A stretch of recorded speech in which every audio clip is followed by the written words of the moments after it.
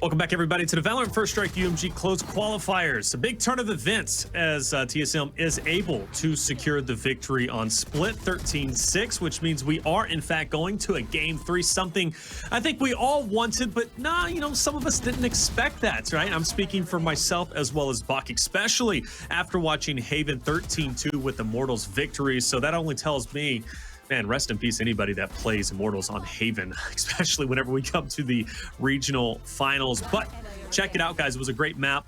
First, we'll start off with you, Bach. Clearly, some impressive stat lines whenever it comes out from the boys of TSM. I look at Wardell, 21-10. Drone finish off 19-10. Hayes, 15-10. Overall, top 4. No one was able to touch them. And I look at the boys from Immortals. Literally, nobody was able to go positive. Break it down for me. I mean, this is what you need if you're TSM coming into the map. You need to negate the performance of that first map, not only to tie the series up, but just to get that confidence back and just put yourselves back up there and be like, okay, like, yeah, they had us in that first map, I'm not going to lie. But now we move into this third map and it's like, okay, things are back on even playing ground. Not only did we have a big map win as a team, everyone stepped up on an individual level. We had some massive individual plays, specifically from Drone and Wardell. Shanks nearly winning this pistol. I mean, this was crazy that it almost came down to it, but it's Drone with the 4K. It was a battle of who was going to find it first. You got to love what we're going to be seeing, too, coming up in just a few seconds, because I know that everyone's thinking about that rocket play, the 1v1 from Gangsta. I mean, here it is right here, right off the wall. It's just... Nasty. That does not happen, and yet somehow it happens right here. Right here. Again. Literally the same play on the other side of the map, different roles. It's TSM who actually gets that rocket kill, but still. 30 seconds left. Absurd. I love your reference to Quake, by the way. I was like, that is the perfect way to. Yeah. It was the perfect reference to throw out there. Ben Silly, it was a dominant win. You would have to say 13-6.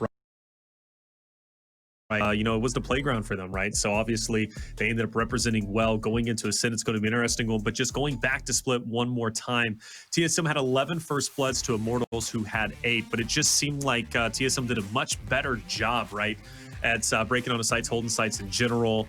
You mentioned, no use of Sentinels, right? Kind of breaking the mold, if you will, no Cypher. What do you think about that?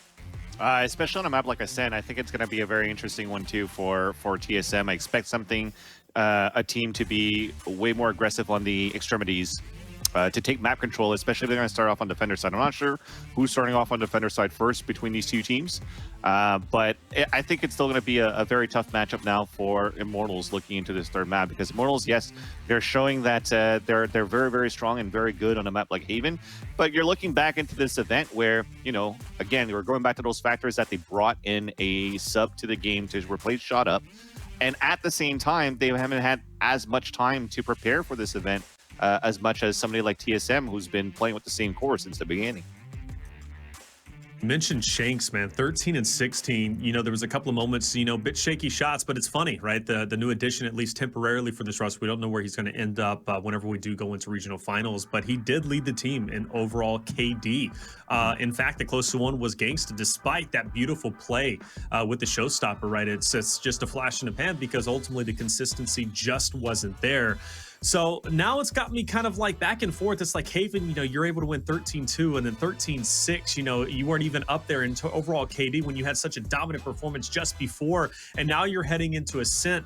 I really don't know how this series is going to go. But hey, it is coming, and it's coming fast. I'm super curious to see who ends up ahead, because now TSM, with that victory, they put themselves in a very real chance to be able to take this series 2-1. So TSM fans out there are obviously happy. For Myth, I don't know what he said to the boys on TSM, but clearly it worked. He put his foot down and said, enough is enough. That 13-2 is not going to happen again. But Ascent's going to be an exciting one, boys. I'm going to go ahead and hand it over to you. TSM Immortals heading into Ascent. Let's get it started. Thank you very much, Reflections. I do think it's important that we recognize we don't know which Myth is there. It could be Coach Myth. It could be Ref Myth. It's always difficult to know which one, and we're not watching, so we can't unfortunately see. I'd like to think that it's Coach Myth. I think that's my favorite variety of Myth. But either way, always fun to watch what he brings to the broadcast that we've been a part of. TSM, a massive response after losing that first map. And not only losing that first map, getting dominated on. Yeah. And even though the score line of the map that we just watched was closer, that was still a domination by TSM in Exactly. response. I was gonna say it's a great way to answer back, right? And it seems as though it's tit for tat. You're looking at results on the first map versus results of the second map. It's been one-sided on both ends, and just literally when you had a mid-air rocket on a 1 versus 1 to another mid-air rocket on a 1 versus 1 on opposite sides with the same agents, it's back to that tale of anything you could do, I could do better. And it comes down to this last final map to see who's going to be the better team on Ascent to move down to the grand finals versus FaZe. So that's going to be a very nice one that I look forward to cast. And again, I think that question mark for me, I haven't had a chance to see enough of this TSM no Sentinels to see how it's going to be, how consistent this could be on a map like Ascent. So, you know, you mentioned this, like, anything you can do, I can do better sort of theme for this entire best of 3. You look at that first map and then the response from TSM in the second. You look at even just the pistol round in the second half of that second map, Yes. where you've got Drone in a 1v1 against Shanks, who just popped off and found 3 kills. He's looking for a 4K. Drone's looking for his own 4K. I mean, you see the trading mid-air rocket kills literally mirrored all the way across the map, and different roles for different players. So it's still a Jet and it's still a Raze, but everything's flipped. So yeah, I mean, that's definitely the storyline of this matchup. Is it's anything you can do, I can do better. Now the question is, what's that going to look like on the third and final map? Yeah. Because ultimately someone has to be better. So ultimately someone's going to come out of this and say, well, it's great and all that you responded or that you started things off with a strong push, but we're here to stay. Have a nice day. So TSM or Immortals, they're waiting for this third map to start so they can prove who's the more dominant of the pair. And I'm not sure where this will land them in regards to who they'll face off against first when First Strike rolls around. But there was rumors that Sentinels is currently the team you would face off against if you get second. Correct. So, correct. TSM Sentinels, maybe we'll see that happen. And here's the thing too, though: if you're the 4th seed going into First Strike by being the 4th seed in this qualifier here, you're facing off against Envy. So again, it's the scenarios where whatever team is playing right now, I know that it's people might say it's a short tournament. There's only 8 teams. You don't have to prepare that much because you really need to focus on maybe 2-3 teams at the max. But at the same time, you still want to put the odds into your sides where you want to play the better seeds, the team that you want to face yourself. Depending on these teams, actually. I mean, we spoke to Raucus before, and he's like, I don't care who we really face. I'd like to play the top teams right away, and there's probably that mentality for all of these teams right now in North America that they don't care if they have to play as Sentinels and Envy in round number 1. They just want to play whoever it takes to be able to win that first place in First Strike Regionals. So last map now on the way. Immortals on the defender side, TSM on the attacker side. And Sabrosa sticking over to that Raze. You have Drone on the Phoenix, Wardell on the Jet. Everything else hasn't changed here for TSM. And for Immortals, you have that Sova that comes back. You have Reyna still in the hands of Shanks. And you have JMO playing forward here at the mid side and the Ghost as a Jet. Immortals desperately trying to recover after that last map. TSM has all the steam moving forward in their direction. JC Stani about to peek out, spots a couple of targets. Can't win in the battle. It's down to Neptune now. It's a 1-on-3. How quickly things have turned in the favor of TSM. And it continues to go that way as they pick up the pistol after winning that second map. One thing you have to talk about. Immortals came out of that first map with a hot hand. TSM responded. Can Immortals do the same thing? Can Immortals lose a map like they just lost and bounce back? It's tough because you've got younger players and less experienced players as a whole over on the side of Immortals. So the question is, are they capable of having that staying power? Can they kind of rebound, forget the last map, not let it affect their mental state or not? Time will tell. TSM is definitely in a position from the highs and lows that they've had so far as this team to not be fazed by any type of that mental pressure that they might get from the community. And they're just here to play the game. Immortals, I'm pretty sure it's the same thing right now. Despite losing 13-6, they still won a 13-2. So if you want to be optimistic about it, they know that they have what it takes to bring it up and fight face-to-face, toe-to-toe with TSM. And we do have the L drone that's going to try to clear out the B site, but that's going to be a tell here for the back of the defender spawn. But we are looking to break that door right open. It's going to be a bloodbath as soon as it breaks and it comes through.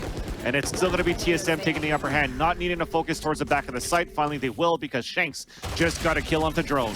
A 3 versus 1, and it's only a 1 versus 1 that's needed, as Sabrosa wins that versus the Frenzy and adds the scoreline up to 2. Full buy is going to be coming in for Immortals here. On the other side, you still got a lot of Bulldogs. Now, we talked about this with Wardell. Typically, Wardell doesn't spend too much because he wants to save up and buy the AWP in the 3rd round. This time, that's not the case. Spending a little bit of extra cash results in him having to use a Phantom here. It's not like a big deal. It's just an interesting note. Wardell, speaking of him, catches a shock dart straight to the belly. So he's going to be down on 60 HP to start the round. Good utility use coming in from Immortals to heavily weaken a player who was putting up serious numbers on split against them just a few moments ago. Shanks and Neptune both playing defense towards B, but they're going to be moving up towards Cat, and that's why Drones found that early execution onto Gangsta. JMO's around the corner as well. The nade is in, and a shock dart as well. JMO's down on 34 HP. The A site has not actually been lost. They didn't push in. So the back end of this play, and he's found a free kill onto JMO, and he's looking for more. Meanwhile, Neptune's over towards spawn stairs, trying to stop this push. They've got players coming in from B main and also stuck in the cubby after dropping out of market. There's no one on the site, so the spike will be planted. But significant damage dealt to some of the players from TSM. The Shadow Step might think that there was only one player playing towards logs. So Drone is still in a very big spot here, just around the corner. Neptune's trying to watch it from the market, but the retake attempt still has to be pressured on by Immortals to try to get into the site. So as the footsteps are being heard, Drone is trying to watch this versus his double peek from Shanks, and Shanks is going to win it, but it's traded off by Hayes on that sidewalk. Neptune coming in forward, his teammate right behind him. He does get the first kill onto Hayes, just in the back of the side, only 11 HP, and down to 0. JC Stani picks up the last one. They get the defuse and the first point on the scoreboard. Yeah, you got to look back at that early shock dart that came through that weakened Wardell. Had huge impact on the round. Wardell ends up being in a 1v1 where he's even lower on HP. And it goes the way of Immortals. So they pick up the first buy round. What's the response from TSM? They immediately go back and spend on the round. So there will be an investment coming in from TSM. Yeah. But 2 players are going to be on a bit of a weaker buy. You've got Hayes, who's forced to go down to an SMG. And Wardell might just opt for a pistol here to save money for the op for future rounds. He's buying a little bit more. He actually goes all the way down to a Guardian. Okay. I was going to say, I wouldn't be surprised if they actually try to battle for the orb on A, then run all the way back to B and fight for the orb on B. Yeah, I don't think they would do that. Yeah. So, unfortunately, it's not going to be the case. He's going for a Guardian. And they still have orb control here. It's going to be Drone that's going to pick it up instead. So he's 1 away from getting to run it back. And this could still be doable, actually. They could still walk back all the way to B, fight for that orb on B side. But it's going to be Sabrosa that's going to pop out the showstopper instead. So that procced and ready. But as I hear the Guardian's ring, right? It's trying to get a couple of picks, but through the wall, but it's not. It's just going to really force Immortals to fall back for a bit. And they're going to look to work towards the A side with the showstopper that they just picked up.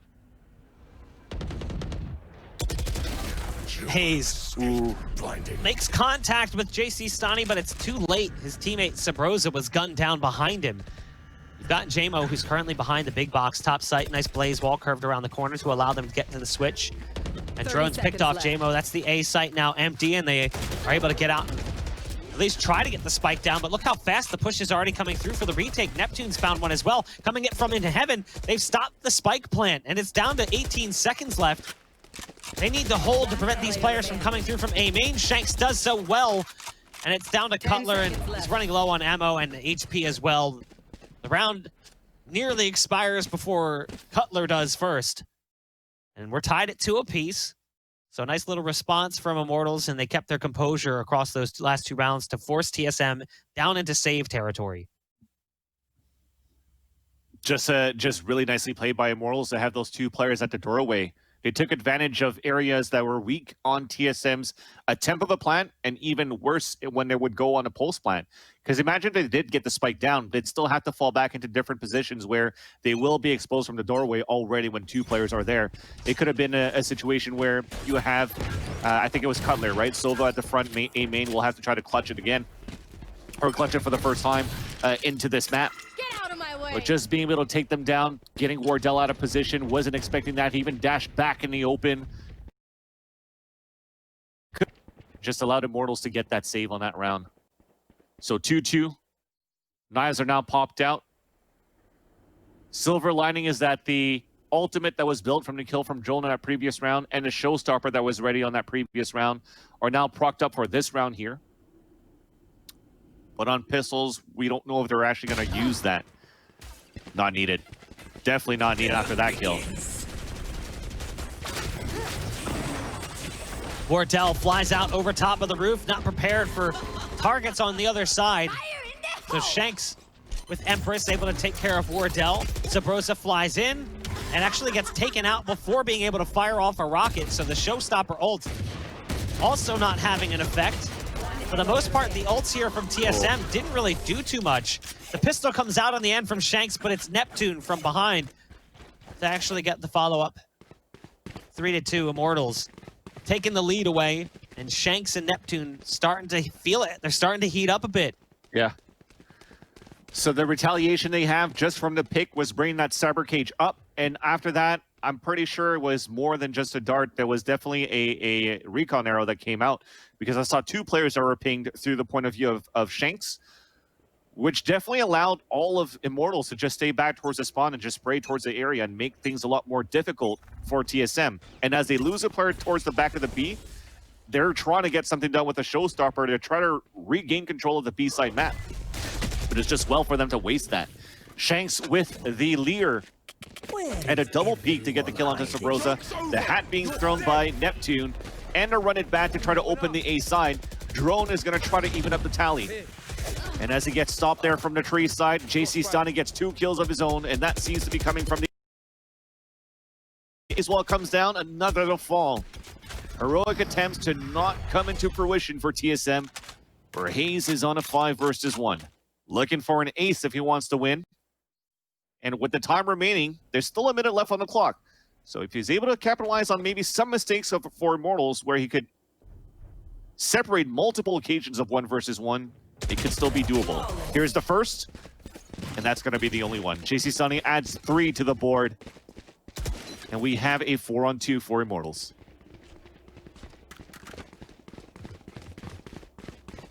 Numbers climbing for some of the top performers for IMT. Hayes putting in a good performance thus far, though, 7-4 for the Omen. The money again for TSM, suboptimal. So sub-machine guns will come into play. Stingers for Sabrosa and Cutler. Frenzies for Drone and Wardell. Hayes, he's a vintage man. He prefers the classic. Revealing area. Here they go, though. Fast play towards the B site. We'll see if those Stingers can be deadly or not. Wardell gets into the switch house, and they've actually done a decent job of overwhelming this site. It comes down to JC Stani back site, but we've seen that before. The Stinger, even from that distance, can be very difficult to deal with. Now, they haven't planted the spike just yet. JMO does have the ult out, so they'll use the owl drone to clear things out as it flies over top of the roof, looking to spot out these players. Knows exactly where they're at. Missed knife from JMO, wants to get vertical, though. Ends up hitting a wire. So that's a little bit disappointing. The wire bounces him back down. It's possible, of course, he could have gone for that dash out. They're going to start spamming the wall, looking to connect with Wardell, the only remaining member here of TSM. Still stuck in the boathouse in the 1-on-2 as the bomb getting closer and closer to that detonation point. But it's Wardell from the backside of sight as JMO makes the mistake of extending the challenge just a bit too far with the dash. Big clutch from Wardell to win the round for TSM. Gangsta did whatever he could there to help on that 2 versus 2 retake. The recon owl was perfect to spot the first player in the back of the boathouse, even seeing the top of the head of Sabrosa after that plant. So they knew exactly the positioning of Wardell and a Sabrosa, gets a shark dart for the kill, and a recon in the boathouse where you wanted to get that spray come through and get that hit onto Wardell, but it didn't come into fruition for JMO. And that on a 2 versus 1 for Wardell, you gotta love it. I think that was a mistake to dash into the boathouse, but Wardell definitely capitalized on that one.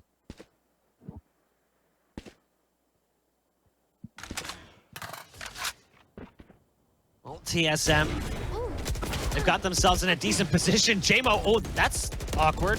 What happened there? He dashed away, but the dash looks like it almost like got canceled. It just didn't really do anything. Probably That the was aim bizarre. punch. He was getting hit through the Yeah. wall there. Yeah, it was really strange to say the least. Now, Drone has picked off JC Stani, and that's opened up the site. So that op pick early on short doesn't have all that much impact. JMO looking to line up a shot there with the dart going through. But it's just incredibly difficult for them to try to get out onto this site. Now there's the pulses coming out from Gangsta's Hunter's Fury.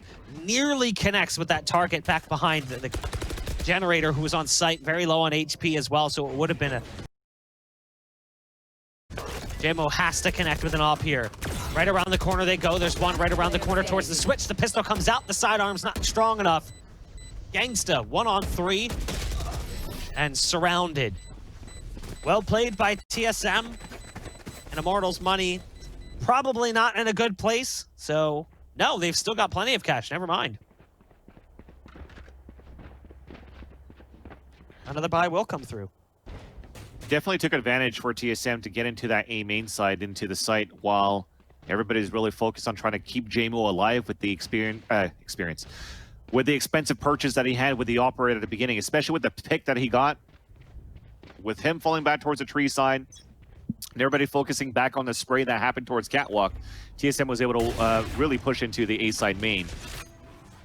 And despite Gangsta going with the Hunter's Fury, with the recon darts, it still wasn't enough here for the positioning of TSM on the pulse plant. And now you still have the ops, but this time in the hands of Shanks, who's looking back towards, it seems, his B main. While Owl Drone is trying to regain control for TSM at A. But as they know where it's actually breaking out from, they know that it's coming back from very far back for Immortals. So you see them slowly pressing forward, sorry. And they're going to try to look back towards the orb. So a very, very slow round for TSM, who looks to be switching for a split towards B. They have a trap wire up where Neptune can really slow things down as soon as something comes up. And now that it's broken, the camera's there too. Shank still lands the first shot towards B main, and there you go. That's good enough for the first 2 kills.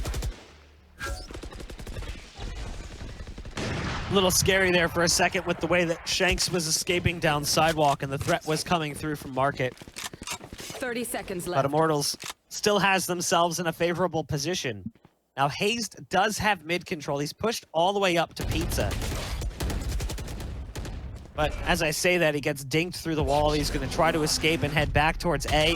Let's see if this ult gets canceled. It does. You can see with the Omen positioning that they were going to make it difficult. 11 seconds now, and the spike, it got dropped on the other side of the wall.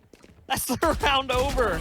The door goes down as they enter the site, but the spike lands in Garden. Heck W. Wardell's the only survivor. He's stuck in hell currently, and it's Immortals who's trying to send them to the afterlife, but he manages to survive with 79 HP. A big win for Immortals and a massive flub there. Just kind of the nature of circumstances. It wasn't a mistake. It just happened. It's unfortunate. You saw it. He was trying to run through that door, and it was like slowly closing on him.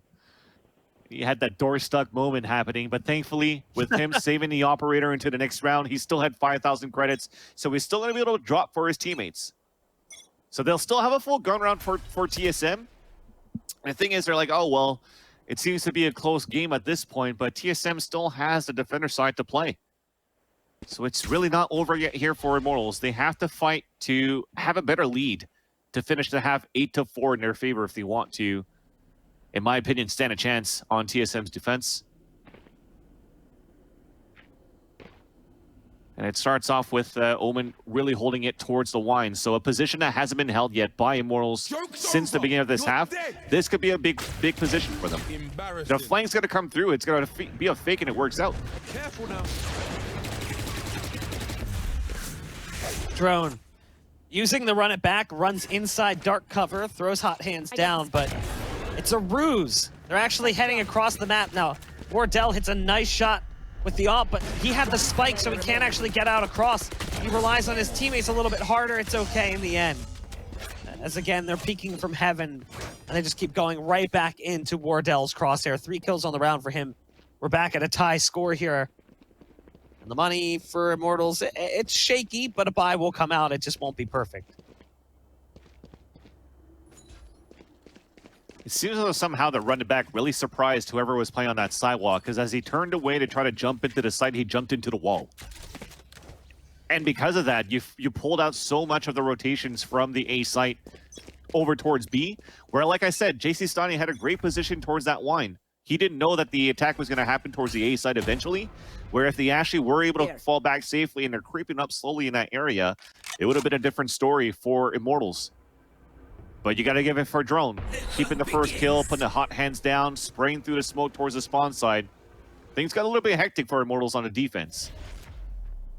And now as they want to bring the pressure back on their side, Shanks is in a great position to get an opening onto B-Link. While Sabrosa's just waiting around the corner, also has a showstopper ready. But Sabrosa, you could see, he's just looking to play to cut rotations, and there's that timing. He gets the kill, and they're probably going to split inside this A site once again. But the from the shadows is canceled immediately, and JC Stani gets 2 kills inside the site.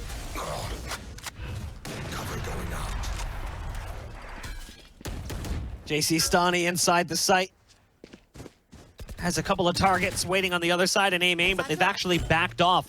They've abandoned Sabrosa, who was on Cat, who's also now changing directions and moving over towards mid a little bit more, but realizes he's got to stick around a bit and ends up taking care of Gangsta in the process. Now they've gained access to this site, which is the big part. They'll be able to get across.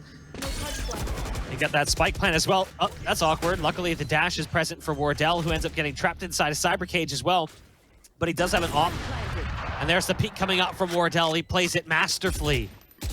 JMO was not prepared. The spike's been planted. It's a 2-on-3. How quickly things have turned in favor of TSM. One player remaining. And this round is really Sabrosa going to work. Yeah. They forgot that Sabrosa was still on the flank. You know, Sabrosa's name in Latin, it comes from a Latin phrase, sub rosa, literally meaning in secret. So no surprise there that he secretly sneaks his way up catwalk and comes in with a huge flank. And ends up being pivotal to the round win for TSM. What he did on Cat, he finds 3 kills on the round. The last kills, I mean, maybe he doesn't get those kills, but the site's already lost and the round's already lost for Immortals. Exactly. It's his kills on Catwalk that really solidified things. It kept them guessing, constantly having to look back. The rotate comes through slower as a result. It's just really well played. You saw him try to rotate out. Even I called it. He was going to rotate back to mid, but he stayed around instead. And it produced success for TSM. Mm-hmm. Definitely some unfortunate timing from Shanks, too. He was looking at that angle for the longest time from the other side of the Sabrosa stairs, ironically enough, is what we call it. But literally at that spot, he was looking back towards the link for the longest time, didn't see anybody lurk around, and as soon as he walks back up towards that staircase, well, Sabrosa lurks out. So you see Immortals on a force coming through on this last round, not healthy at all in terms of their weapons, and they're pushing out towards the A main and not seeing the opposition from JC Stani at the beginning. Rotating back their resources towards mid and catwalk. Just around the corner of the B entrance are 2 players, and you could definitely go for the Lear burst again if they want to. But it seems as though it might be the, hey, let's put up the cyber cage as soon as we hear something. There you go. And if they execute, they could actually go for this double peek instead. There's the rocket coming in as Sabrosa gets vertical, but wow, okay. While he's mid-air, he gets sliced up by JMO. 30 seconds left. So it's a 3-2 favoring Immortals. Somehow. Yeah. We might find ourselves at a tie scoreline as we move into the second half. We talked about how one-sided the last 2 maps were. how appropriate that we'd have a close game here on the third and final map of the series. Gangsta does get smoked off. Dark cover lands right on top of him. Haste is going to move in first. The knives not where they need to be, but Gangsta's able to spot out his target. That's the spike planter. The recon dart does everything. All the dirty work done by the recon dart. A thrifty round win to cap off this first half. Impressive from Immortals, but a hotly contested game thus far. Hayes, the top performer for TSM, 13-8, 14-9 for JC Stani on the other side.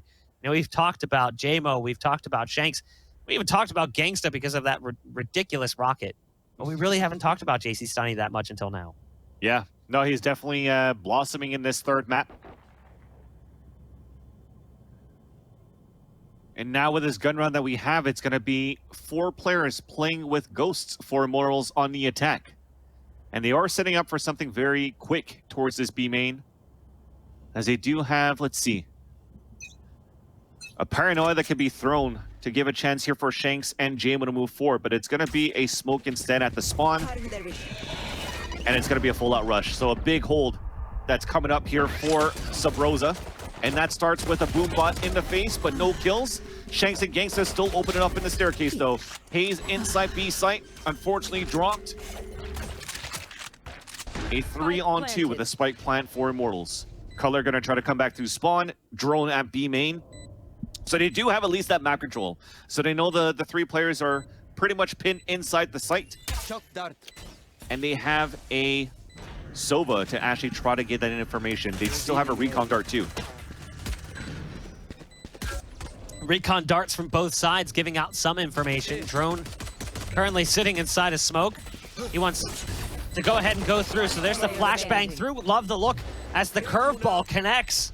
But now it's all up to Drone. The hot hands goes in, forces one into the corner, and it's the molly kill onto Gangsta. The pistols come out, but time is running low. This is well played from Drone, but the clock works against him. He might not even be able to escape the spike just on the edge. Immortals pick up the pistol round win, but everyone dies in the process. And that was a revenge. A 1 versus 1 between Drone and Shanks, where that last time that they met off was not too long ago. The second half pistol round of Split, where Drone was the one that was able to capitalize on that and get the defuse in. But unfortunately, it is going to be, or fortunately, if you are in the shoes of Shanks, the round comes into your favor as a sub, saving that pistol for Immortals and adding the economy into this round. To our observers, I want to see that worm again. I want to ask Riot, is that an homage to... I'm trying to remember what movie it is. I think it's Spaceballs, where it makes fun of aliens when the alien comes out of the stomach, but instead he comes out of the stomach and does like a dance or like the Warner Brothers frog with a cane and a top hat. And I'm wondering, like, I feel like that might be an homage in some way. Who knows? Maybe I'm just imagining things. The worm? The worm, yeah. It's a scene in Spaceballs. Like the alien baby comes flying out of his stomach, and then as he dances away, he like has a cane and top hat, and he starts singing like the Warner Brothers song. I don't know the actual song. Unless you're talking about like Kench Bench. No, I'm talking about the worm. I didn't even notice. It's in mid. It's on top of a book. It's on a placard. I think it's actually over towards A as well. Regardless, the round is live, so we should actually talk about that instead. That's true. That's true. Let's do that instead. And Baseballs. But it's 4 players remaining for TSM. There's a dark cover down on the door, and Immortals is going to explode on the site off that one. 30 seconds left. Now, TSM doesn't exactly have great firepower coming into this, so this is exactly what one would expect. The SMG is a little bit too powerful for them. Even the rifle brought in by JC Stani. Wardell tries to dash away, caught out by the SMG. A flawless round win for Immortals. They'll take the lead, 8-6 over TSM. TSM was looking good early on. There's the worm, see? Look. Okay, yeah. Yeah, it's a worm with a top hat and a cane. It reminds me of a scene from Spaceballs. Maybe it's totally wrong. I think you are. Maybe I'm the only... Here's the thing, that's a nerdy movie, and I'd like to think people who make video games are pretty nerdy too. So I'm hopeful. If you work at Riot and you know the answer, DMs are open. I need to know. TSM now looking for a pick early on Catwalk with Wardell having that operator, while the rest of Immortals are looking to take this A control off the back of the Owl drone. And we're going back to pretty much what we saw from Haven at Immortals. For Immortals, run behind the Owl Drone, be very explosive, get into the sights, and it's JMO, of all names again, coming in for the entry. Spike planted. And the whole W, get into the site, continues to work for this attacker side. Oh, wow. That's a great way to go for the spray, the spam, the headshot onto Shanks. And a 4-on-4, the spike just freshly planted. So still very doable here for TSM to retake. Wardell doing him dirty through the floor with the op. The rest of Immortals looks to survive a little while longer. Double curveball coming out from Drone as they try to get back out. Big dart. Spam coming through the floor. It's doing significant damage to some of them, but JMO's more so on the receiving end than the rest. JC Stunny now falling as well as Gangsta. It's all up to the last remaining player. It was JMO, who is low on HP. Wardell should have the time for the defuse. I don't think as so. TSM gets back into the site. It's going to be close. Oh my god. 0.3. Never trust Vansili. It's all here. The bald guy knows blocks. Is that the lowest diffuse that I've seen now? What didn't we have 0.03? That's true. We had a 0.03 was 0.03. the lowest and that happened this event, if I'm not mistaken. There was a 0.03. Yeah. That is crazy. That is crazy. Well, they do get the defuse. It was close, and I gotta say that's off the back of some heroic effort after these darts that keep coming out from Gangsta. The amount of recon arrows on these holds, on these retakes from Gangsta, the Owl Drone. I mean, you call the amount of assists that Gangsta was able to get to when they were playing on Haven. He's doing a lot of work here with the Sova, and that definitely deserves that praise into that round. But unfortunately, still, it's TSM with the firepower, with the spray that they had from the operator from Wardell that's somehow still connected onto Shanks. The luck came on their side, and it got the defuse. Now they're exploding into the A side for Immortals, and it's still being held trade for trade. As the spike's about to go down on a 3-3, but Wardell is about to inch out. And as he peek, he does connect onto Shanks one more time. They also have a run it back if they want to go for this aggressively, just to try to get the information, especially with Gangsta still being alive. And there you go. Run it back as Neptune gets the first kill. They know where the opponents are coming from. The last one is going to be on Catwalk, but he's made it towards the generator. Don't know if he got spotted here. Indeed it does. Looks like he has. And as it gets pinged out, he gets the clutch. Well done by Neptune. Always play high stakes. To make it 9-7. Huge play from Neptune. Drone's coming through with the run it back. So he repositions as he gets zapped back to his original position. Throws the hat out to make sure he's still coming closer and closer to the edge. And he just keeps sneaking back further and further, getting into a better angle. Neptune has a massive advantage there, being on the lower side of sight. Immortals keeps control of the scoreboard. There will not be a tie here as they continue with the lead 9-7. Again, JC Stani with an incredible performance. Now, Wardell does have Bladestorm available, so the knives are going to come out early on from the Jet main for TSM.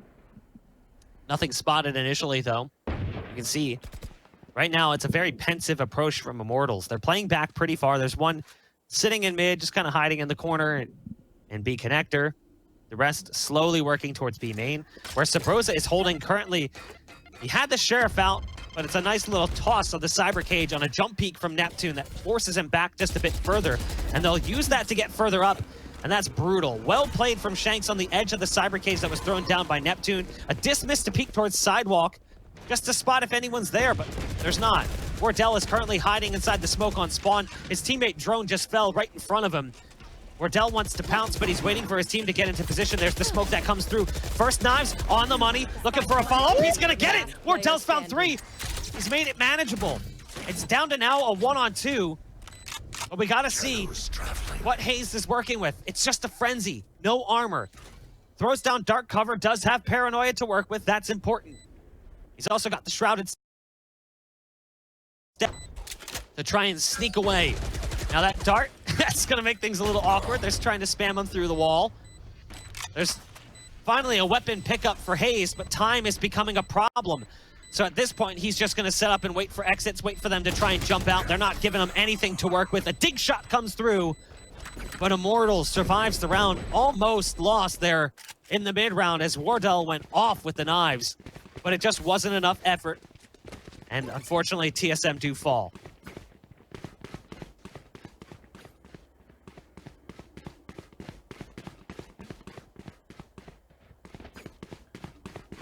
Still got to give it to Wardell, though, with the Blade Storm.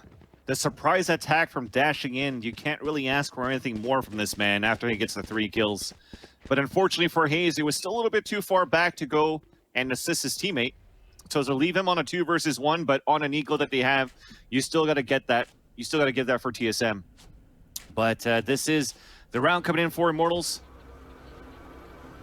And it's going to be very similar to previous rounds where they're looking to play off the back of the Owl Drone. And Sabrosa this time playing towards the A site. Good way to throw the paint shells right inside the dark cover to slow them down. Oh, we actually already poured it into the site with JC Stoney. He's poured it on the top, so he's trying to shoot his feet down and manages to do so with help from Gangsta. He's the one that's going to be credited for the kill. But we still have a retaliation from the Hunter's Fury as Cutler connects. But the spike is just now about to be planted. 3 players already rotating from TSM. Curveball early to try to go for a peek. Wardell to drop down. Spawning Neptune on a one-way smoke, trading out at the generator. They don't know where the last player is at, though, for Immortals. So they could still play this very slowly. But after that recon dart, you know, generator and A main now for TSM as they attempt to go for this retake. Dropping down is going to be Cutler with the headshot onto JC Stoney, and Gangsta will have to try to clutch. It's a Hunter's Fury, and it's planned to where he could go for that hit. Cutler just wants to die with it because he wants to bring it halfway. That's so well done. Sacrifice yourself to bring it halfway so that drone can go for the full defuse. The way back from the orb side. And that's the kill right after, so that's beautiful. I mean, that's Clutchler. Look, he doesn't have to win the round with the kill. It's him just sticking the spike, sacrificing himself for the greater good. 10 assists currently for him as well, despite the fact that he's on the bottom of the scoreboard. That's a big round win, and it's because of that heroic effort to get the spike to halfway. And it was just too much distance between Immortals, Sova, and the spike to do anything about it. Now you do have an ult right off the bat. Hot by TSM. Into the shadows coming in from Hayes as he makes his way towards long A. Drone's gonna go big, finding 2 kills. Hayes has found one across the map after using his ult to get behind enemy lines. And now we're down to 2 players, JMO being one of them, who at least guarantees control of the site for the time being. Now an Owl Drone was about to come out around the corner, but they cancel it as JMO is just a little too close. JMO's now snuck into the market. The line of sight for Hayes not gonna work out so well. So hold on, we're down to a 2-on-2. This was looking very manageable for Immortals, but it's starting to fall apart. And look at the play from JC Stoney, never mind. I was saying look at the play from JMO. He was coming in on the flank, but they line them up perfectly. And that's an impressive win from Immortals, but it's disappointing for TSM. Off the way that started, that should have been an easy round victory for them. Holy crap, give that to JMO at least, though. Really keeping TSM in the back of the spawn side, allowing all that to happen so that JC Sonic could be in a great position as TSM tries to push back from the spawn. Because he had to go in the back of the site to plant, and as you waste time for JMO at the spawn side, he's able to jump back up on the sidewalk. And that's some great individual plays. That shouldn't have been a fight that was lost there for Hayes, unfortunately. He did get the first angle and the shot, but the white swing came back from JMO to win that one. And Immortals are 2 rounds away of moving into the grand finals of the UMG Close Qualifier. And as they continue to press forward, it's always this A main, A main, A main. But the only thing that's really countered back from TSM is a smoke on the ground.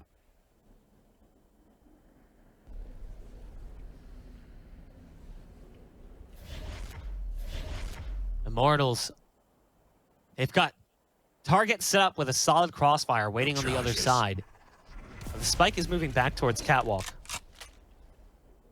Got one playing Cat. It's Wardell, who's currently sitting towards the arch. He's waiting around the corner, and he's got a Bucky. He's prepared to deliver with a shotgun at point-blank range. How much will he get going for him?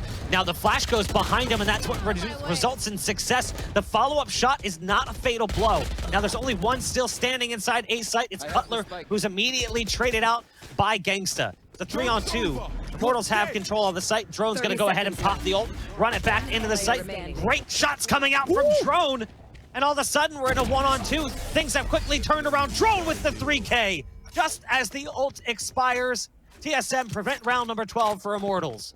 He did that by himself because Sabrosa was so far away, and somehow TSM still They're not done. They're going to fight this until the end. And that's the second time that you're using a Reddit back to really come back into retaking the A site. But you popped it much earlier than the other times, and it paid off. It actually caught Immortals off guard. As they were expecting some sort of rotate to go for a double peak in the end, Drone just put the manners into his own hands. So TSM stays alive. It was actually a really broken buy at their end too, where they may have had a situation where it wasn't looking good for series point for Immortals in terms of economy for TSM. But now Shanks and company of Immortals are on a save, which allows the defender to bring this to an 11-10. But things have finally changed a bit in how they want to execute for Immortals. They're using the L drone back towards mid, but again, that could be the tell. Get ready for that one. You hear the L drone, there's probably some players right behind it. But it's making its way towards Catwalk. This is where Wardell rotated over, and now they're splitting it to B instead. See what they can try to do. Shanks trying to move in quick, but TSM is just cutting them apart. TSM has found double-digit rounds. Again, we talked about it. The first two maps in this series were blowouts. Map 1 went heavily in favor of Immortals, 13-2. Map 2, a little bit closer. TSM still takes it. We find ourselves at map 3. It's no surprise that we've got this close game before us. What's a bit shocking, though, is JC Stani being at the top of the scoreboard, and I mean no disrespect, no shade thrown. But he's just not a player we typically profile as that performer because we've been watching the likes of Shanks and JMO usually pop off for the team. Whereas on the other side, Zabroza is struggling. Also not a player we typically see at the bottom of the scoreboard for TSM. Interesting storylines developing. Immortals still has the lead currently.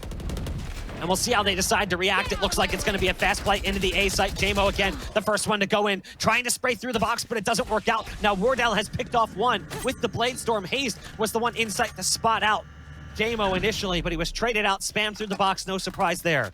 It's a 3-on-4. They have the site control, but they don't have the numbers in their favor. So they're going to try and find something here. Deep shock darts coming out to try to do some additional damage. They do have the opposing Sova very low on HP. Gangsta going into hell has to be careful, watching out for the spam. The curveball is going to be set up around the corner in just a moment. As you can see, Drone's already got it pulled through the X-ray. This is an incredibly important round. There's the first flash. Recon dart going down. They know that he's close as they start to move their way out. They get all the way across. They're trying to find the openers they need. Now the flash goes down underneath, but it's Gangsta to go big. Oh my goodness, it almost was possible there, but Wardell survives, and he will get the defuse. Yet again, it's Wardell the defuse here on the spike. We are tied up at 11 apiece as TSM comes through on the retake. I thought for a split second that that shot was a little bit missed on that recon dart that went onto the heaven side of spawn. That Immortals definitely would have seen that the execution was coming. The retake was about to happen. They had a perfect crossfire set up too inside that site. At the generator and also just under the boxes, off angle at the bottom instead of playing towards hell. But it turns out to be a great entry and in the end, a clutch from Wardell to be able to save the round for TSM. We do have a tactical pause now for Immortals where I think it makes sense. Right now, you have Bont all the way down to 0. 100 for a couple of them, small shields across the board. You get a spike plant and you lose a round, at least you have a bit of economy, right? That's $2,900, 2,900 credits plus the 300 to be able to maybe salvage something into the next. But of course, you don't want that. You want to try to win this round. You want to try to break the economy back for TSM, make it low on their end. And what do you want to try to do with this? You see, from the looks of it, at least from this overhead view of that minimap, is that they are still looking to work towards this A side, where they have found some success. I mean, for Immortals, this feels like an all or nothing kind of round. Correct. You know, look at they spend everything. Correct. So the richest player after the purchase is JMO, sitting at 400. Not having the best game, but JC Stani has picked up the flack. See what happens here. Gangsta leading in to the A site with the Owl drone, looking for that intel, not going to spot anything out early. It does look like they're just going to move in fast to this A site. You can see they've already got catwalk control. They want to go back to A because they feel like they've had some success there. So They actually do get out and across, but Hayes just pick off JC Stanley. That's huge, as the top performer from Immortals is going to have to watch the rest of the round. Now, Gangsta's going into a different spot than we typically see, not planted at the generator at all. And look at Sabrosa as well, going on that full flank. That might take a long time to develop. It might take him out of the play. Now, JMO has dropped Hayes in the attempt. Gangsta is going for this ult to do damage. He's going to get flanked in just a moment from Sabrosa, but Cutler's picked off Neptune in the meantime. The flank just about to come through from Sabrosa, and there it is. Oh. So you can see the recon dart was getting ready to be pulled by Gangsta, but it now comes down to two. It's JMO and Shanks, two players that at various points have been the heroes for Immortals. Shanks from inside hell picks one off, but goes for the heal over the dismiss, and now it's all up to JMO with just 8 HP. The spike is planted for him, but he's got a peek and he's so low on health. Does he have it? He's pulled the spray back, but I don't think he's got the spike. It's going to detonate in just a second. Immortals, they've managed to grab it by 0.20. Match point. Unreal. Oh my god. 8 HP, and he comes through with this clutch. Wardell hops off the spike to go for the fight. I mean, 0.2. We had a 0.3 defuse already in this series. Now we have a 0.2 detonation. Down to the wire. That was insane. So well done, but also because, like you called it, it was a little bit too slow on that rotation there from Sabrosa. They started 3 players towards B main to really think that the push was going to happen towards the B side, but instead, it was where it worked for Immortals, as we called before, the A side. The dark cover to the Paranoid, a holdout tree, and opening into the site, a hold. Very well done for Immortals. A broken buy for TSM, where they're low at this point, but a very slow pace, methodical for Immortals instead. And it seems as though they might converge back towards the B side, where you actually do have those 3 players from TSM that they stack towards B instead of A this time. And as you saw, Hayes trying to go for a Paranoia early in front of the tree. They didn't really want to try, towards the A main. They didn't really try to push more than that. They're keeping them guessing, and I think this is really difficult here for TSM's position, especially after that kill. Long range with a Spectre, oh my god. You hate to see it. Yeah, that should not be a thing. Great shooting from Neptune. Here comes Cutler trying to come through. Nice shooting on the Stinger to at least equalize. Neural Theft was popped. Shock darts coming out as well from Cutler to try and do some additional damage. But they've managed to make it out onto the site yet again. The A site is the destination. There's the Hunter's Fury being popped by Cutler, looking for some pulses to land. Oh, just barely squeezes one in on the edge of JC Stani, who's down now to 45 HP. A couple of bullets coming through the floor, connecting with Shanks. He's got to be careful. That's why he's playing off the edge of this one. Blaze Wall coming out to allow them across. I love this. They're going to clear out hell with this potentially, but no. He actually lands inside his teammate's molly, but he still gets a long-range shot. It's down to JC Stani, 45 HP. He's going for the ult to get away, and he actually manages to escape. But does he? He's inside A main, and unfortunately not much can be done. We are going to overtime as TSM come up with a huge retake. And honestly, I wouldn't have it any other way. Switching sides. Nope. Overtime. And back with the chat when they're looking at this game, when we looked at this series and they saw 13-2 on the first map, they're like, oh, these guys are throwing for seeding, blah, blah, blah, blah, blah. But you could tell, especially for a team like TSM, they're not here to play games to throw. They're actually here to play whoever they got to play, and they just want to continue winning so they could continue to walk away with the swagger that they always carry themselves with going into these matchups. But for Immortals, we talked about that storyline, how they had so much to prove on their end. With so many new players going in and out, thinking that they finally have a final 5. But unfortunately, one of their players are sitting behind, and you know what? That could be a main reason why they're stepping up their game into this game as well, to play for a shot up. So there's different reasons right here for both of these teams to want to win, and both of these teams really want it. So back to another overtime scenario. Immortals this time versus TSM on Ascent, the 3rd and final map, to see who moves on to the grand finals of the UMG Close Qualifiers. Immortals starting off on the defender side this time. Sabrosa is working with his team, trying to take an early mid control. Hayes is going to be the one that's going to stay behind, but an Owl Drone is going to see a lot. Well, I thought it was going to be a lot. It's just going to be Omen in the middle. So they spot Hayes. Owl Drone to retaliate back on Catwalk. And Drone, Hayes working right behind it. Right here. slow round coming in for TSM as they switch over to the attack. 45 seconds and we see them gain control of short. It's going to be a split play though. You can see them trying to work towards this B site. Shanks has to come up big with the stop on Sabrosa. Hayes is likely going to back off and play with Sabrosa as well, depending on 30 what seconds happens left. with Drone. Now, they seem to think that Drone could be here. You can see that play currently from Sova, who's watching it. It's a free kill from Gangsta. You saw that happening. Now, because of what just took place, they're actually backing off. They didn't like what they see. They didn't like what they read. They knew that the Sova had backed up the A side. That means that the player in B is isolated and alone. Or the player in A, excuse me. So that's why TSM doubles back and goes towards A, and it's a great read and allows them to get that spike down and set up for the post plant. What I also like was that when Sabrosa was spotted by Shanks, he didn't try to bring the fight. He went for a satchel charge, which at the same time broke the trap wire, which kind of kept Immortals planted towards that B side and allows TSM to get that 3 versus 1 inside the site. Now the attempt to come through as Hayes is able to get the first kill onto Shanks. Make that a third onto the board. JMO finally goes for the backstab as he runs through the doorway. Crossfire set up on A main. One more to go. One at Hell, one at A main. JMO out of bullets, pushing forward. That clock is ticking down. They are running up that clock, and Cutler gets the kill, and TSM takes the lead. Switching sides. Nice Match shooting point. from JMO there, but running a little bit dry on the magazine. 2 choices, reload and risk the peak, or pistol and push.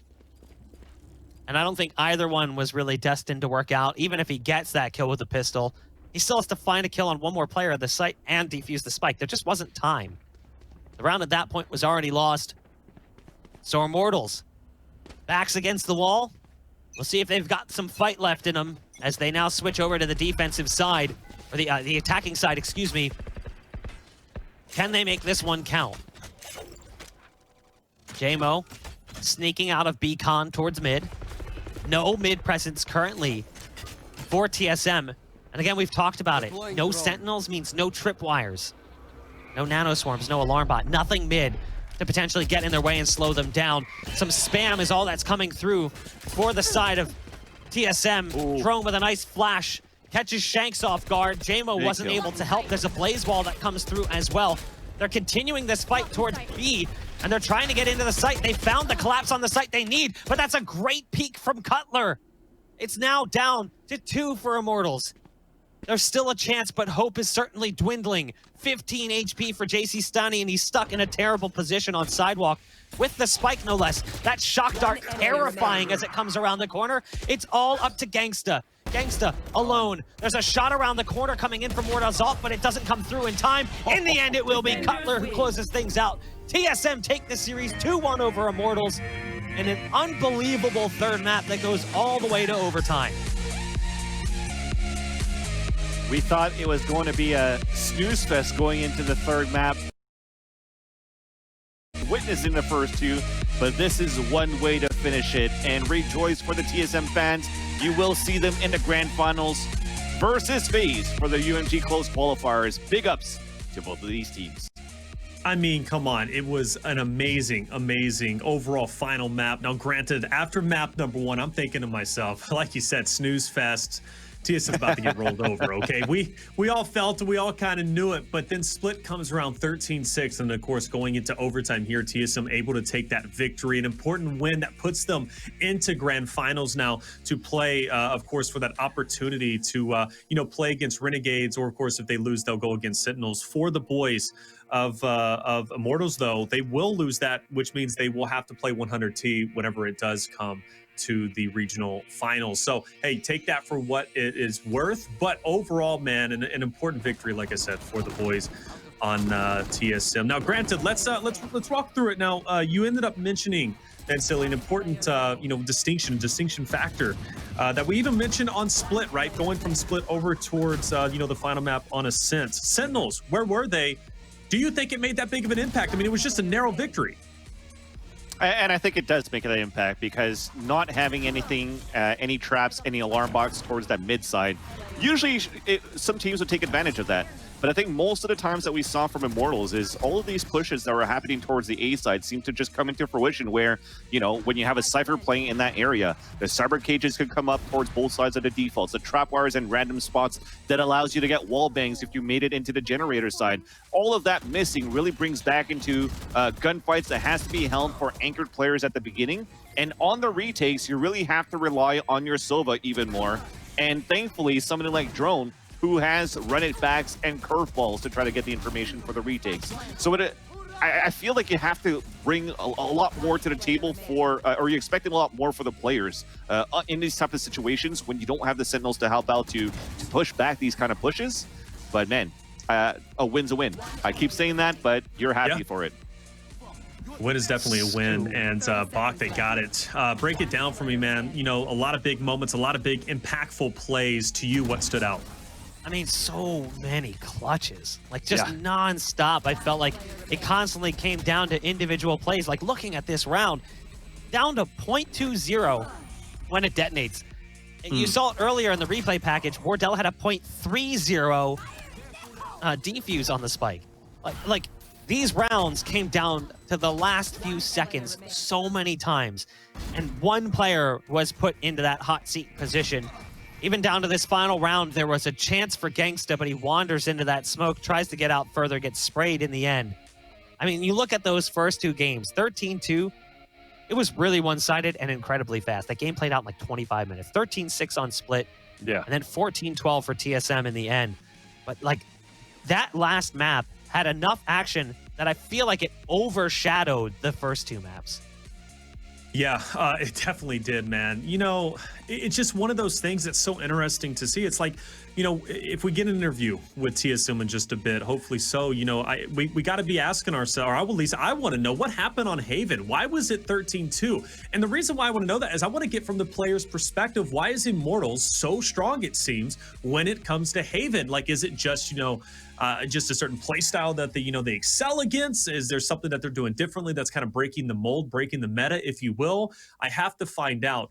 Overall, though, for TSM fans, it's once again a massive victory. I know Simo is jumping for joy at this point in time, right? Whenever it does come to that TSM I'm glad you said it. Yep. Yeah, hey, I said it. You guys, I know we're going to pull it out, but it is a big win overall. Now, let's, sober it up a little bit. Immortals, though, right? They do take the L. They take the loss. Now, it comes on the back of a very close final third map. It wasn't a decisive, like they just got steamrolled through.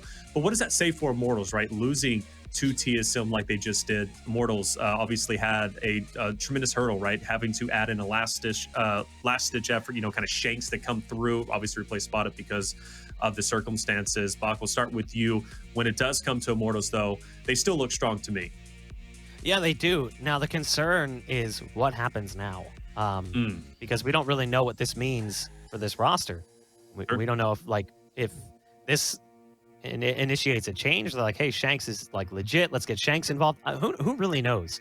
I can't imagine they would just turn their backs on one of their own. But my point is, it's always an awkward scenario when you have a sub come in and perform really well, because then the conversation gets started, at least in the community's mind. Hey, maybe we should sign this guy. And then they start going, well, let's look at the player who is on the bottom of the scoreboard and we'll just replace them because they're one-for-one replacements, right? It doesn't really work that way, especially not in a game like this. Like, you could make that argument in games like Counter-Strike to a certain degree where, yeah, you still have roles, but they're not hard set. You can change roles from round to round. You can't really do that in Valorant because agents can't change past the initial draft period. So ultimately, you're hard locked in to what you play and likely how you're going to play it based around what the team wants to do. So I don't know. I think that's a little bit of a concern. I worry that the community is going to start calling for someone to be put on the chopping block, despite the fact that this is probably the most impressive thing that we've seen from Immortals with this new roster. I don't think that anyone can look at this and be like, well, that was disappointing. Like, how could we make that argument? Like, they just took TSM to a third and final map in a best-of-3 series to fight for grand finals here at the closed qualifier. And in the third map, it goes into overtime. Could they have potentially won it? Sure, of course they could have. And if they had, people would be praising them all day long. But this, in my mind, is a massive success story right now for Immortals, because if anything, the team's only going to improve. And when they have their static five, their core 5 players, things are only going to be a little bit better. Even if Shanks for shot up, pound for pound, is an even swap, it's only going to improve. I can't see it possibly getting worse when shot up comes back in. That's right. I do agree with Buck 100%. I think for the community, it's going to be like, oh no. It might add some unnecessary pressure onto shot up, but I think in the shoes of shot up and also in the shoes of a debate where they might second guess the roster that they have. And you know what? Props to Shanks to be able to step in for Immortals and bring them to where they are today. That's for sure. Like if it's not going to be Shanks playing forward with Immortals, he's definitely on the radar for a lot of these teams that are looking for a player like Shanks into the roster to help them push forward to where they need to be. But for shot up, I mean, I remember this guy being a very good Reyna, but also a very good Raze. Sure, yeah. And I think it was a map on Vine that was like, oh, he's an up-and-comer that people are starting to think about shot up in these conversations as well. So I think that it's very good for Immortals to have that going on. And also due to the fact that they came into this tournament, in my opinion, even from the open qualifiers, with maybe not that much expectation, and to make it to the top four for this team, and also to qualify for first strike. Oh, 100%, right? And again, they're going to have shot up whenever they do go, well, maybe, you know, into regional finals. We're just going to have to see how that storyline unfolds. But hey, check it out. We have an interview now coming in for Sabrosa from TSM, coming off that nice victory in overtime. Sabrosa, you got to be feeling good. You're in grand finals now. More importantly, you don't have to play against 100 Thieves. How's everything going, man? It's going pretty good. I'm glad we could pull through this last game. I mean, we were playing against a lineup with a stand-in, so they have no pressure. We have all the pressure, but I'm glad we could pull through an OT. So I have a very big question for you because, and it's actually not only for you, but also just for myself, right? Because Immortals, I don't know if you watched the match yesterday when they played against LG. Okay, so it was an absolute beatdown. And in all due respect, it was a beatdown, right, whenever they played against you too, 13-2. Yeah. What's going on that map from Immortals? Are they changing the meta? Are they doing something different? Are they just that hard to play whenever it comes down to Haven? No, I mean, this match is, I'm not going to find excuses, obviously. This match is for seeding, and TSM, us as a team, we always start slow. That's like one thing we always do in BO3s. We always at least lose a map, you know? That's like our usual. But today, we just started really slow. Like the comms were low, the energy was low, like just everything. And they felt like they were on point, you know? Like they were like taking a lot of fights and winning most of them. So everything just went their way, you know? It definitely did, yeah. Well, hey, I mean, it is early, right, for us gamers out there. I know we had to get up and kind of play whenever we're not looking to play. Bach, what about you, man? What do you want to throw at Sabrosa? I mean, hi, Yassine. It's good to see you. What up? How you doing? I've been good. I've been solid, buddy. It's been a while. Awesome. You know, I think one of my first questions I want to ask is, like, I got these sick jerseys on the wall. Ooh, the OG one on the right. And, like, I don't see a Sabrosa one. It's kind of wild. I don't know what happened. It must have got lost in the mail or something. My people will talk to your people after this. That's the thing. That's the thing we like to hear. Yeah, truth be told, I've been following your career for a long time, going back to when you were playing through the low levels of ESEA's league system, back when you played with like a team like a Nixia and no one even really knew who you were. And I've watched you rise to the top and then fall back down, rise to the top again. You have so much persistence as a player. You know, what does it mean now as, you know, this TSM roster has really solidified as one of the best teams in North America to finally be on top and not really be doubted so much? Sure, there's competition now. You have teams like Sentinels who you guys can go both blow for blow with. But what does it feel like to finally get past that point of having to fight for your opportunities and to have it now in your hands?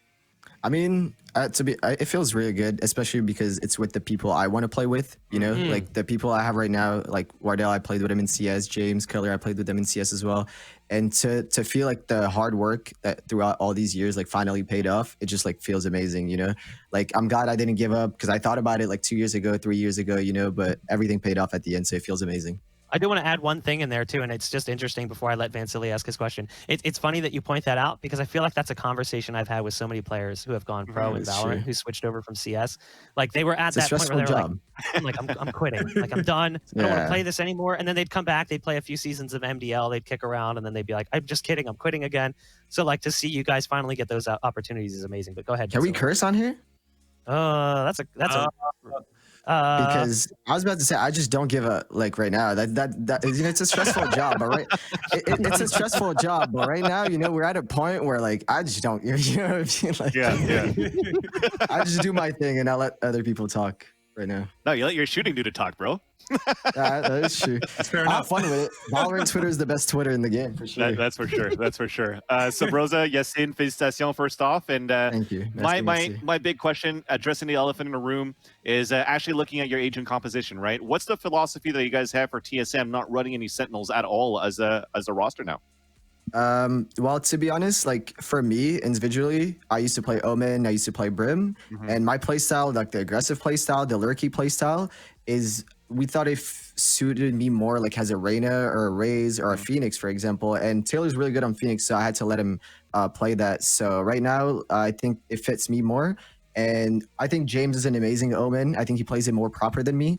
So it just all made sense for us to do this change. Okay. But do you think it adds any gaps right now to the play style with not having any Sentinels for the team? How do you adapt to that right now? I don't want you to give too much of your strats, obviously but... I can't really talk about it that much, but I mean it does creates gaps, but there's a way to play around those gaps, you know? Like a lot of teams will like think we have gaps and try to abuse them, but we kind of know they will. So we play this way or we play this way against them, you know? So you have 7-8 pages deep of that. Exactly. We're at page 12. They just opened the book. Yeah, I love it. So I know, obviously you guys have done very, very well when it comes to close qualifiers. No one's been able to shut you down. You've had some close games, but I mean, overall, or close series, I should say. You're going into grand finals now. You're going to be going up against FaZe again, right? This is going to be a rematch. You ended up facing off against them in your respective pool, Group B. You beat them 2-0, right? I mean, you're able to beat them pretty well, but it seems as if today they're kind of firing on all cylinders. I don't know if you caught the first series overall, man, but it was a good series. Baby Bay was popping off and playing very, very well. Going into this grand finals, obviously it's going to be a best of 5. You got to be feeling confident. I know you're not going to say that you have, definitely you don't have the upper hands, but I mean, are you going to take the same approach you had in group play coming into grand finals here versus FaZe? I mean, we're going to fight fire with fire. We watched their matches. We know they like to take a lot of fights. We know they have amazing skill level. So I think we're just going to come and fight fire with fire. And this is for seeding, obviously, so we're going to try to have fun with it. I'm sure they will as well. So it should be a good BO5, you know? Whoever gets tired first loses. I love it. That is true. That is what you say it's for seeding, and it is what it is. But I mean, the reality is, if you win, you get first place. You end up playing against Renegades. If you lose, you go against Sentinels, right? Round number 1.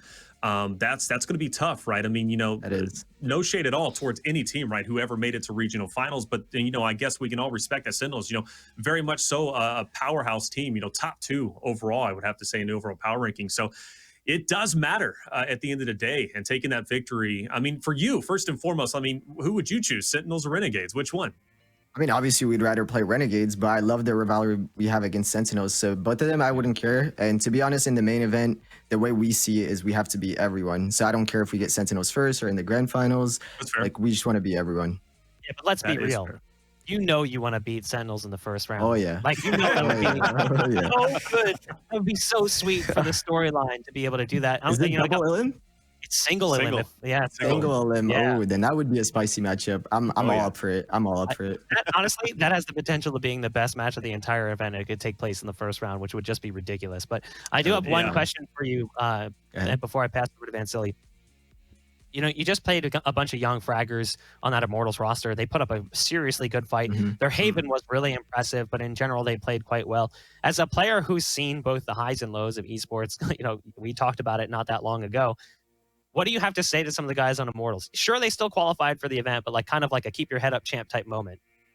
Honestly, they should definitely keep it up. If not, they played amazing. The fact they're this young, and I expected a lot of aggressive plays, just people swinging, taking fights everywhere. But they were defaulting, they were taking map control, and I was very surprised by them, especially when it was 11-11, 12-11. That's usually when the moments those young players start to crumble. But they didn't. They played it super well, and it went overtime. We played amazing as well in overtime. But I think it's big props to them. I think they should keep going. They've been doing amazing. Especially because also I just want to add that they sold 2 of their star player, and the fact they're up here qualifying for first strike is amazing. Absolutely. Yeah. Absolutely. Shout out to them. And definitely to add on to that, I think it's also to the leadership that they have from GC Stani as the IGL. I'm pretty sure he's still IGLing for them right now. And you mentioned it, Sabrosa, when it's getting to those closer games like 11-11 or whatnot, if it's not Shanks, you still have somebody like GC Stani or even Gangsta stepping up, right? There were some tough situations versus Gangsta on those clutch situations on Ascent. So props to Immortals for sure. I don't have any other questions actually for Sabrosa because I know you have another match coming up. I know you want to relax, go to the bathroom, drink some water. So congratulations to qualify at least. And we'll see you guys in First Strike. Appreciate you. Thank you for your time. Yeah, huge congratulations once again, man. Thank you for coming on. And obviously, you're going to be in grand finals going against FaZe. We are going to go to a break as we do prepare for that grand finals. For Vansili and Bach, I want to miss you guys. I really am. But a fantastic job throughout all this weekend covering the action with me. You guys will be replaced, of course, by Esports Doug as well as Simo. Simo's going to have a lot of fun casting over you, Sabrosa, by the way, for you TSM. Hey, up next is coming up very quickly. Again, it's going to be FaZe versus TSM. Don't go anywhere. Grand finals, it's coming quick.